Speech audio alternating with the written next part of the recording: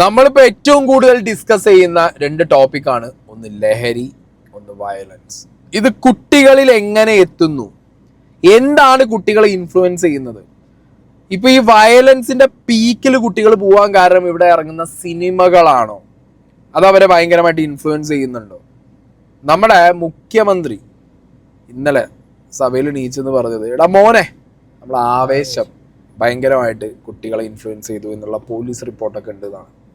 വേറൊന്നും ഇവിടെ ശരിയായ രൂപത്തിൽ പറയുകയുണ്ടായി. സിനിമകളുടെ കാര്യം, സീരിയലുകളുടെ കാര്യം, അത് വലിയ തോതിലുള്ള ദുസ്വാധീനങ്ങൾ ഉണ്ടാക്കുക.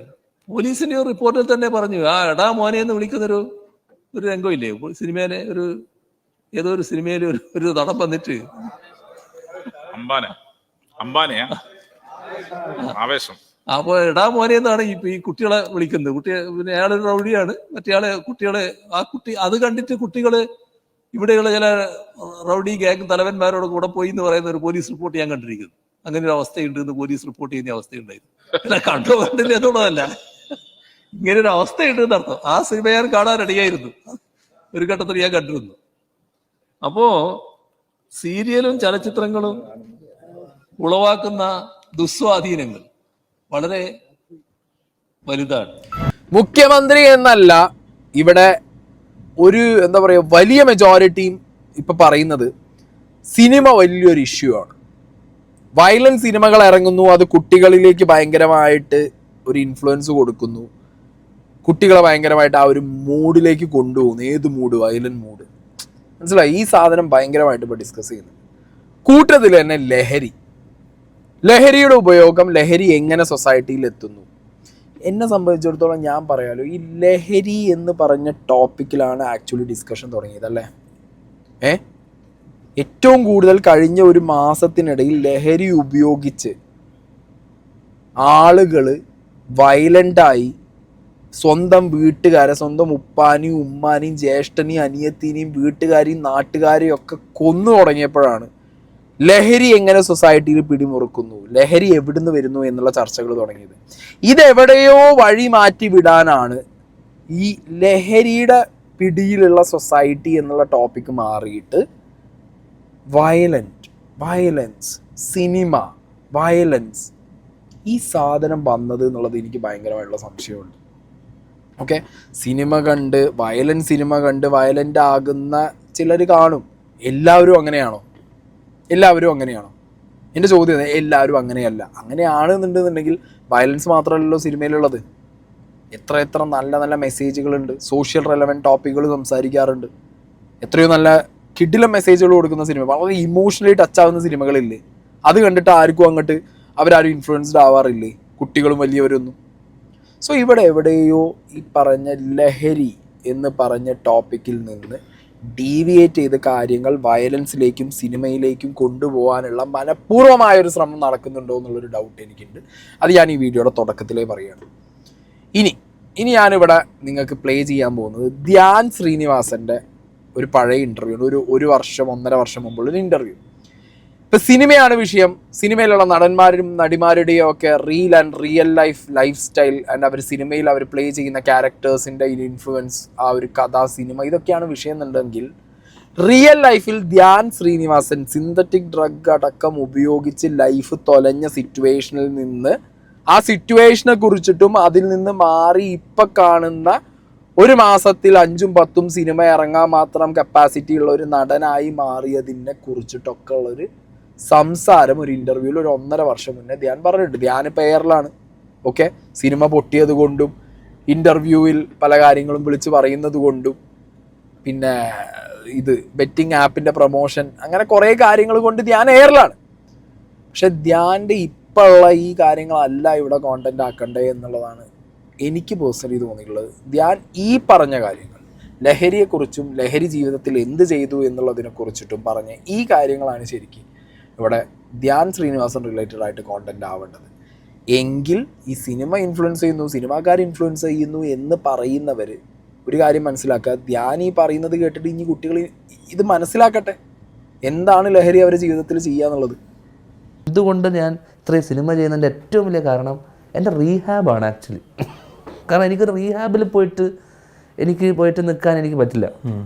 അപ്പം ഞാൻ തീരുമാനമെടുത്തു 2020 തൊട്ടിട്ട് ഒരു 3 വർഷം ഞാൻ നിർത്താതെ പണിയെടുക്കും.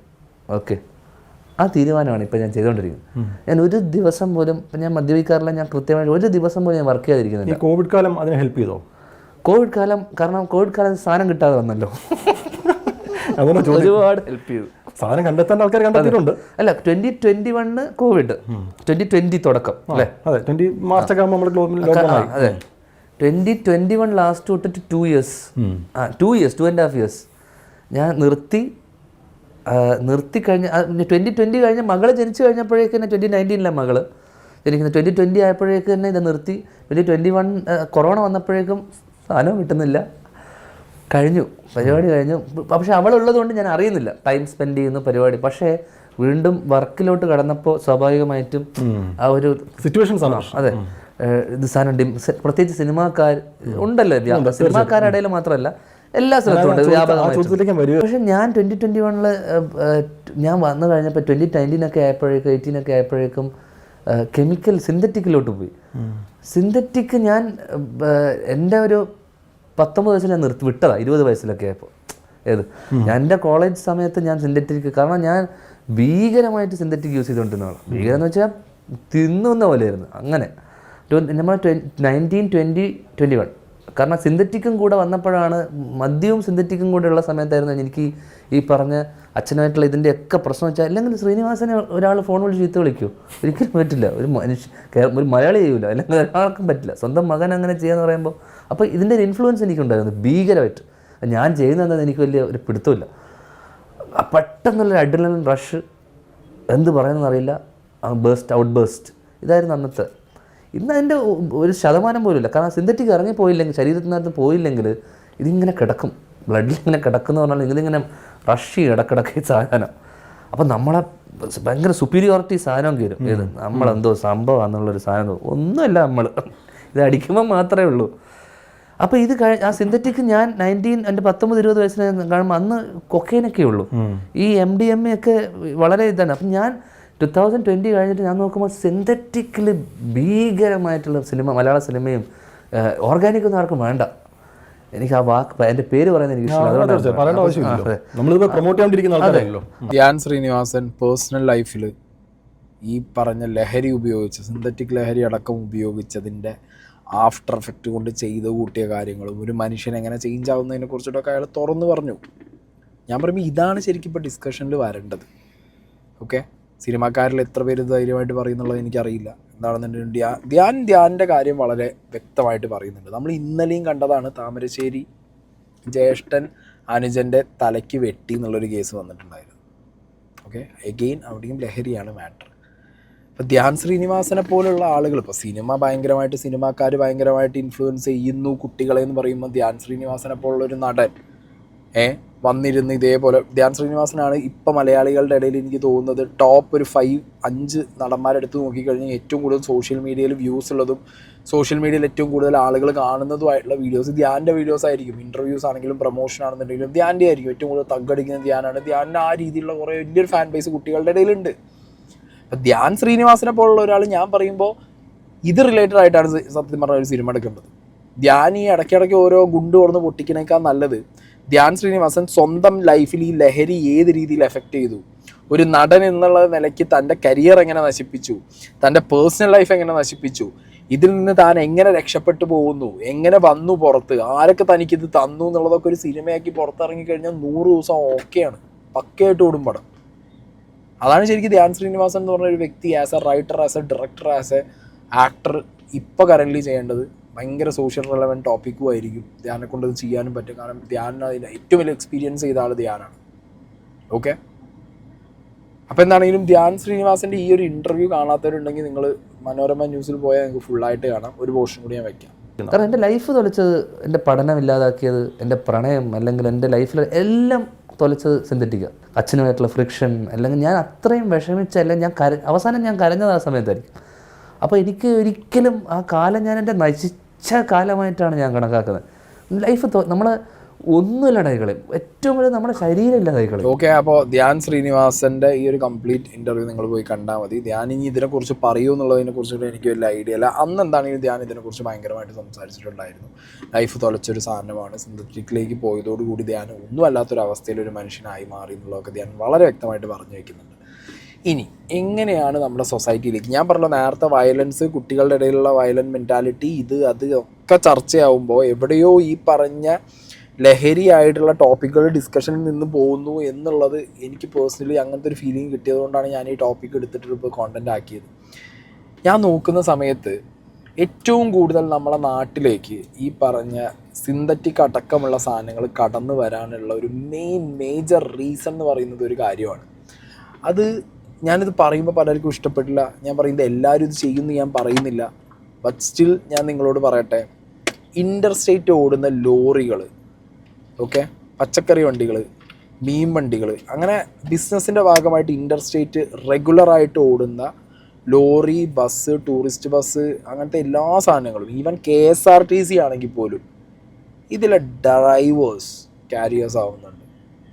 ഇൻ്റർസ്റ്റേറ്റ് ഓടുന്ന പല വണ്ടികളിലെ ഡ്രൈവേഴ്സും ലഹരി മാഫിയയുടെ കണ്ണികളാണ്. അവരാണ് ഈ നമ്മുടെ സ്റ്റേറ്റിലേക്ക് ഏറ്റവും കൂടുതൽ ഈ സാധനങ്ങൾ എത്തിക്കാനുള്ളതിൽ ഒരു പങ്ക് വഹിക്കുന്നത്. ഇപ്പം നിങ്ങൾ ആലോചിക്കുക, സീപോർട്ട് വഴി അല്ലെങ്കിൽ എയർപോർട്ട് വഴി ഒക്കെ ഇതേപോലെ ലഹരി വന്നു കഴിഞ്ഞാൽ പിടിക്കാൻ കസ്റ്റംസ് ഉണ്ട്, ഒരു പരിധി വരെ അത് പിടിക്കുന്നുണ്ട്. സ്റ്റേറ്റ് ബോർഡേഴ്സിൻ്റെ ചെക്ക് പോസ്റ്റുകളിൽ ഏത് തരം ചെക്കിംഗ് ആണ് നടക്കാറ്? ഇപ്പോൾ ഒരു ബസ്സിനകത്ത് കയറി, ഓക്കെ, ഒരു ലോറിക്കകത്ത് കയറി, ഇല്ലെങ്കിൽ ഒരു ബിസിനസ് മീൻ വണ്ടിയോ കോഴി വണ്ടിയോ എന്തോ വണ്ടി, വളം വണ്ടി, എല്ലാ സാധനങ്ങളും വരുന്നുണ്ട് നമ്മുടെ നാട്ടിലേക്ക്. ബൈ റോഡാണ് ഏറ്റവും കൂടുതൽ ലോഡ് വരുന്നത്. ഇങ്ങനെയുള്ളൊരു സാഹചര്യത്തിൽ വണ്ടിക്കകത്തുള്ള വസ്തുക്കൾ ചെക്ക് ചെയ്യും. ഒരു മിനിമം എമൗണ്ടിൽ ഇവർക്ക് എവിടെയെങ്കിലും ഈ ഡ്രൈവേഴ്സിന് ഈ സാധനം ഒളിപ്പിച്ച് കൊണ്ടുവരാൻ പറ്റൂടെ? ഇവർക്ക് ഇതിനായിട്ടുള്ള വാട്സാപ്പ് ഗ്രൂപ്പുകളും ഇതിൻ്റെ ചർച്ചകളും. ഞാൻ ഈ അടുത്ത റിപ്പോർട്ടർ TV കണ്ടിട്ടുള്ള ഒരു ന്യൂസാണ്. ലഹരി പരിശോധന അട്ടിമറിച്ച് ഡ്രൈവർമാർ, ഹൈവേ പോലീസ് പേര് നീലപ്പാമ്പ്, MVDക്ക് നമ്പർ 1, വിവരം കൈമാറാൻ കോഡ് ഭാഷ. ഇവർക്ക് വാട്സാപ്പ് ഗ്രൂപ്പുകളൊക്കെ ഉണ്ട്. ലോറി ഡ്രൈവേഴ്സിനും ബസ് ഡ്രൈവേഴ്സിനും ഒക്കെ വാട്സാപ്പ് ഗ്രൂപ്പുകൾ. ഇവർ ഇതുവഴി എന്താ ചെയ്യുന്നത്? അവിടെ ഒരാൾ മുന്നിൽ പോകുന്ന വണ്ടി എവിടെയെങ്കിലും ഇപ്പോൾ ഒരു ചെക്ക് പോസ്റ്റിലോ അല്ലെങ്കിൽ ചെക്ക് പോസ്റ്റ് കഴിഞ്ഞിട്ടോ ഇതേപോലെ പരിശോധന കണ്ടു കഴിഞ്ഞാൽ അടുത്ത വാട്സാപ്പ് ഗ്രൂപ്പിൽ ഇട്ട് കൊടുക്കുകയാണ്. അത്തേക്കും സാധനം അവർ മാറ്റും. ഭയങ്കരമായിട്ട് ഇവരിത് ചെയ്യുന്നുണ്ട്. ഞാൻ നിങ്ങൾക്ക് ഇവിടെ ഒരു ന്യൂസ് ക്ലിപ്പും കൂടി ഞാൻ നിങ്ങൾക്ക് പ്ലേ ചെയ്ത് കാണിച്ചു തരാം. MDMA അടക്കമുള്ള രാസലഹരി വസ്തുക്കൾ പ്രധാനമായും ബാംഗ്ലൂരിൽ നിന്നാണ് വരുന്നത്. അത് ടൂറിസ്റ്റ് ബസ്സുകളിലൂടെ വരുന്നു എന്നുള്ളതാണ് ഏറ്റവും പ്രധാനപ്പെട്ട, അല്ലെങ്കിൽ ഏറ്റവും നമ്മളെ അത്ഭുതപ്പെടുന്ന ഒരു കാര്യം. അതിനെ ഏത് രീതിയിലാണ് പ്രതിരോധിക്കാൻ കഴിയുക? ഇപ്പം ഇന്നലെ നമ്മുടെ ചേവായൂർ പോലീസ് സ്റ്റേഷൻ പരിധിയിൽ ടൂറിസ്റ്റ് ബസ്സിലെ ജീവനക്കാർ 2 പേരെ നമ്മൾ MDMA ആയിട്ട് അറസ്റ്റ് ചെയ്തിട്ടുണ്ട്. അപ്പോൾ അത്തരത്തിൽ നമുക്ക് ഏതൊക്കെ രീതിയിലാണ് MDMA അല്ലെങ്കിൽ മറ്റ് രാസലഹരികൾ കേരളത്തിലേക്ക് വരുന്നത്, അല്ലെങ്കിൽ കോഴിക്കോട് നഗരത്തിലേക്ക് വരുന്നത്, അപ്പോൾ അതിൻ്റെ ഇൻഫർമേഷൻസ് നമ്മൾ മാക്സിമം കളക്ട് ചെയ്യുന്നുണ്ട്. നമ്മുടെ ജില്ലാ ഡാൻസ് ഓഫ് ടീം അതിനുവേണ്ടി കൃത്യമായിട്ടുള്ള വർക്ക് ഫീൽഡ് ലെവലിൽ ചെയ്യുന്നുണ്ട്. അതുപോലെ ഓരോ പോലീസ് സ്റ്റേഷൻ തലത്തിൽ അവരുടെ ഇൻഫർമേഷൻസ് കളക്ട് ചെയ്യുന്നുണ്ട്. അപ്പോൾ അതിനനുസരിച്ചുള്ള ഇൻ്റർവെൻഷൻസാണ് നമ്മളിപ്പോൾ നടത്തിക്കൊണ്ടിരിക്കുന്നത്. അപ്പോൾ ഒരുപാട് രഹസ്യ വിവരങ്ങൾ നമുക്ക് ജനങ്ങൾ തരുന്നുണ്ട്. അപ്പോൾ അതിനൊക്കെ അനുസരിച്ച് നമുക്ക് ആക്ട് ചെയ്യാൻ വേണ്ടി സാധിക്കുന്നുണ്ട്. അപ്പം ഈ ടൂറിസ്റ്റ് ബസ്സുകളിൽ വരുന്ന കാര്യങ്ങൾ നമ്മൾ കൃത്യമായിട്ട് ചെക്ക് ചെയ്യുന്നതുകൊണ്ടാണ് അത്തരത്തിൽ നമുക്ക് ഇന്നലെ ഒരു കേസ് ഡിറ്റക്ട് ചെയ്യാൻ വേണ്ടി സാധിച്ചത്. ടൂറിസ്റ്റ് ബസ്സുകൾ, അതോടൊപ്പം തന്നെ ലൈൻ ബസ്സുകളുടെ ഡ്രൈവർമാർ, ഇത്തരത്തിലുള്ള ആളുകൾ ഇതിൻ്റെ ലഹരിയുടെ ഗുണഭോക്താക്കൾ അല്ലെങ്കിൽ അത് വ്യാപിപ്പിക്കുന്ന ആളുകളായി മാറുമ്പോൾ, വാഹകരായി മാറുമ്പോൾ അതിനെങ്ങനെ പ്രതിരോധിക്കാൻ കഴിയും? നമ്മൾ പറഞ്ഞ പോലെ ഏതൊരു ഇഷ്യൂ നമുക്കത് അഡ്രസ്സ് ചെയ്യണമെങ്കിൽ 2 സൈഡുണ്ട്. ഒന്ന് എൻഫോഴ്സ്മെൻറ്റ്, അത് പോലീസ് കൃത്യമായിട്ട് ചെയ്തു വരുന്നൊരു കാര്യമാണ്. കേസുകൾ അത് ഡിറ്റക്ട് ചെയ്ത്, അല്ലെങ്കിൽ ഇത്തരത്തിൽ ഇഷ്യൂസ് ഡിറ്റക്ട് ചെയ്ത് ഈ പറയുന്ന അക്യൂസിനെതിരെ കേസുകൾ എടുത്ത് കൃത്യമായിട്ട് അന്വേഷണം നടത്തി പോകുന്ന സമയത്ത് നമ്മുടെ എൻഫോഴ്സ്മെന്റ് പാർട്ട് കൃത്യമായിട്ട് നടത്താൻ പറ്റും. ടിപ്പർ ലോറികളൊക്കെ അവരുടെ ഡ്രൈവർമാർ ഒരു വാട്സപ്പ് ഗ്രൂപ്പ്, ഞങ്ങളുടെ ശ്രദ്ധയിൽപ്പെട്ടത് ഒരു വാട്സപ്പ് ഗ്രൂപ്പാണ്, അത് കൂടുതലുണ്ടെന്നാണ് പറയുന്നത്, ഡ്രൈവർമാർ തന്നെ പറയുന്നത്. അതിൽ പോലീസിൻ്റെ ചെക്കിംഗ് പോയിന്റുകൾ, MVDമാരുടെ ചെക്കിംഗ് പോയിന്റുകൾ അതിൽ പങ്കുവെക്കുകയാണ്. അവിടെ അടുത്ത ആഴ്ച മുതൽ മയക്കുമരുന്ന് കണ്ടെത്താനുള്ള പരിശോധന കൂടി ഉണ്ടാകും എന്ന ഇൻഫർമേഷൻ ഷെയർ ചെയ്യും. അത് നിയമവിരുദ്ധമല്ലേ അങ്ങനെയുള്ള പ്രവർത്തനങ്ങൾ? അതെ, ടോട്ടലി നിയമവിരുദ്ധം തന്നെയാണ്. അത് നമ്മുടെ കുറച്ച് ഗ്രൂപ്പ്സ് അങ്ങനെ നമ്മുടെ ശ്രദ്ധയിൽപ്പെട്ടിട്ടുണ്ട്, അവരുടെ പേരിൽ നടപടി എടുത്തിട്ടുണ്ട്. ഓക്കെ, ഇവിടെ പോലീസ് ഓഫീസേഴ്സ് കൃത്യമായിട്ട് ഇതിനെ കുറിച്ചിട്ട് തന്നെയാണ് അഡ്രസ്സ് ചെയ്യുന്നത്. ഓക്കെ, ഇൻ്റർ സ്റ്റേറ്റ് ഓടി വരുന്ന വണ്ടികളിൽ ഡ്രൈവേഴ്സ് എങ്ങനെ കാരിയേഴ്സ് ആകുന്നു എന്നുള്ളതിനെ കുറിച്ചിട്ട് കൃത്യമായ ഇൻഫർമേഷൻസ് കിട്ടിക്കഴിഞ്ഞാൽ ഇവർ ആക്ട് ചെയ്യണം. ഇനി ഇവരുടെ ഇടയിൽ മാത്രമല്ല കേട്ടോ, ഓഫീസേഴ്സിൻ്റെ ഇടയിൽ. Very sorry to say this, പോലീസുകാരാണെങ്കിലും എക്സൈസ് ആണെങ്കിലും നെർക്കോട്ടിക്സ് ആണെങ്കിലും ഏത് ഡിപ്പാർട്ട്മെൻ്റ് ആണെന്നുണ്ടെങ്കിലും അവരുടെ ഈവൻ ഡാൻസ് ആഫിലടക്കം ചില ആളുകളുണ്ട്. ഓക്കെ, അതായത് ഈ പറഞ്ഞ ലഹരി മാഫിയ കണ്ണികൾക്ക് കൃത്യമായ വിവരങ്ങൾ ചോർത്തിക്കൊടുക്കാൻ, ഇൻഫർമേഷൻ കൊടുക്കാനുള്ള ആളുകൾ ഓഫീസേഴ്സിൻ്റെ ഇടയിലുണ്ട്. സോ ടോട്ടലായിട്ട് എന്ത് ചെയ്യണം, മൊത്തത്തിൽ അഴിച്ചു പണി നിർബന്ധമാണ്. ഓക്കെ, അപ്പം ഈ ലഹരിയുടെ ഒഴുക്കും ലഹരിയുടെ ഉപയോഗവും ലഹരിയുടെ ഡിസ്കഷനും എവിടേക്കോ താന്നു പോകുന്നു. ഈ വയലൻസ് എന്ന് പറഞ്ഞ സാധനം എടുത്തു വെച്ചിട്ട് ഇവിടുത്തെ ചർച്ചകൾ ഭയങ്കരമായിട്ട് മുറുകുമ്പോൾ കുറേ അത് ഈ പറഞ്ഞ് ന്യൂ ജനറേഷൻ കുട്ടികളുടെ ഒരു എന്താ പറയുക വയലൻറ്റ് ഫേസ് എന്നൊക്കെ പറഞ്ഞിട്ടാണ് ഇത് മാറിപ്പോകുന്നത്. കുട്ടികളെ ആണെങ്കിലും അവർ വയലൻ്റ് ആക്കുന്നതും അവരുടെ ഇടയിലേക്ക് ഈ പറഞ്ഞ ലഹരി ഒഴുക്കി വിടുന്നതും അതിന് മുമ്പുള്ള തലമുറയല്ലേ. കുട്ടികളായിട്ട് വീട്ടിലിരുന്നുണ്ടാക്കുന്നതോ അല്ലെങ്കിൽ അവർ കച്ചവടം ചെയ്തുണ്ടാക്കുന്ന പരിപാടിയില്ലല്ലോ. അവരുടെ ഇടയിലേക്ക് ഇത് ഇറക്കി വിടുന്നത് അതിന് മുമ്പുണ്ടായ തലമുറയാണ്. 2K കിഡ്സിനെ പറയുമ്പോൾ 90s കിഡ്സിനെ പറയണം, അതിന് മുന്നുള്ളവരെ പറയണം. മനസ്സിലായോ? അപ്പം എന്താണെങ്കിലും എല്ലാവരും ഒറ്റക്കെട്ടായിട്ട് നിൽക്കാതെ പരിപാടി നടക്കില്ല. എല്ലാം കൂടി കൊണ്ടുപോയിട്ട് സിനിമേൻ്റെ തലയിൽ വെച്ചാലും പരിപാടി നടക്കില്ല. ഇവിടെ മൊത്തത്തിലുള്ളൊരു സിസ്റ്റം ഫെയിലിയറാണ് ഇവിടെ സംഭവിച്ചുകൊണ്ടിരിക്കുന്നത്. ഓക്കെ, ഇനിയിപ്പോൾ അത് കുറേ ഗവൺമെൻറ്റിനെ കുറ്റം പറഞ്ഞിട്ടും അല്ലെങ്കിൽ മുഖ്യമന്ത്രിനെ കുറ്റം പറഞ്ഞിട്ടും യൂസ് ഉണ്ടോ ചോദിച്ചാൽ നോ യൂസ്. കാരണം ഇത് കുറേ വർഷങ്ങളായിട്ടുള്ള പാളിച്ചകളാണ്, കുറേ വർഷങ്ങളായിട്ട് റെക്ടിഫൈ ചെയ്യേണ്ട കാര്യങ്ങളായിരുന്നു. അതൊന്നും ചെയ്യാത്തതിൻ്റെ ഒരു പ്രശ്നമാണ് ഇപ്പോൾ റിഫ്ലക്റ്റ് ആവുന്നത്. ഫൈൻ. സോ വയലൻസിനെ കുറിച്ചും സംസാരിക്കണം, ലഹരിയെക്കുറിച്ചും സംസാരിക്കണം. ഇതൊക്കെ എങ്ങനെ കുട്ടികൾക്കും ബാക്കിയുള്ളവരുടെ ഇടയിലേക്കും ഇത്രത്തോളം ഗ്രിപ്പ് ചെയ്തു, അത് മാറ്റാൻ എന്തൊക്കെ ചെയ്യണം എന്നുള്ളതിനെക്കുറിച്ചും കൃത്യമായിട്ടുള്ളൊരു സംസാരവും അതിന് കൃത്യമായിട്ടുള്ള നിയമനിർമ്മാണം, അതിന് കൃത്യമായിട്ടുള്ള ഇനീഷ്യേഷൻസ് എല്ലാം ഗവൺമെൻറ്റിൻ്റെ ഭാഗത്തുനിന്നും നമ്മുടെ ഭാഗത്തുനിന്നും ഒക്കെ നടന്നേ പറ്റൂ. എല്ലാവരും ഒറ്റക്കെട്ടായിട്ട് നിൽക്കാതെ ഇതൊന്നും സൊസൈറ്റിയിൽ നിന്ന് എടുത്ത് കളയാൻ പറ്റുന്ന കാര്യങ്ങളല്ല.